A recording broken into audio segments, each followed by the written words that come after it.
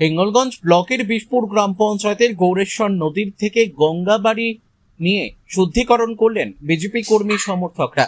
উত্তর 24 পরগনার হিঙ্গলগঞ্জের বিশপুর গ্রাম পঞ্চায়েতের 20টা বুথ নিয়ে এদিন বিজয় মিছিল হয়।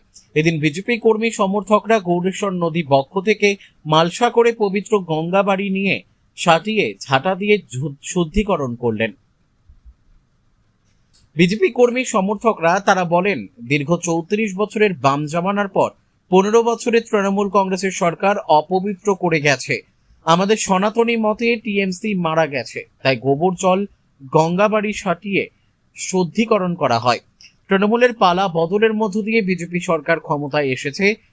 হিঙ্গলগঞ্জ ব্লকে বিজেপি প্রার্থী রেখা পাত্র জয়লাভ করেছে। এলাকার মানুষের অনেকটাই উন্নতি হবে, তাই সাধারণ মানুষ উচ্ছ্বাসে ভাসছেন। তৃণমূলের দুঃশাসনের ফলে ক্ষতিগ্রস্ত একাধিক বিজেপি পরিবার। তাদের দাবি, বিজেপি সরকারে এসেছে বর্তমান বাংলার মুখ্যমন্ত্রী তথা বিগত দিনের বিরোধী দলনেতা শুভেন্দু অধিকারী, তাই তারা আজ সুখে আছেন, শান্তিতে আছেন। আগামী দিনে সাধারণ মানুষের জন্য তিনি অনেক পরিকল্পনা গ্রহণ করবেন, এমন আশা ভরসা রেখেছেন।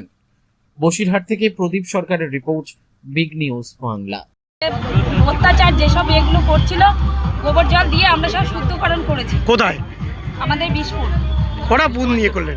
20টা। কেন করলেন? মানে যেসব আবর্জনা সব জমে ছিল তাদের। কোন আবর্জনা? আমাদের টিএমসির আবর্জনা। টিএমসির আমলে। টিএমসি আমলে কি হয়েছিল?